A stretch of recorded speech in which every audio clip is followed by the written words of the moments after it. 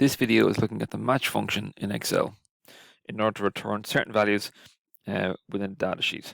So what we have at the moment is we have a list of the top 100 most popular children's names over the last 20 years. So using this as the example, if I want to use a formula to try and determine the rank of Charles, Bobby, or Mary, I can use match functions in order to find out.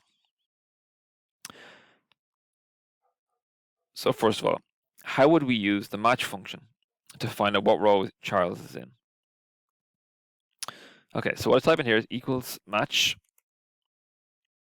Okay, so the match returns the relative position of an item in an array that matches a specified value in a specified order. So let's use the match function. So it's asking for a lookup value, which is going to be this cell here, which is Charles. It's looking for the lookup array, which is going to be this column here. And it is looking for the type of match. So less than, greater than, or exact match. We want an exact match. So put in 0.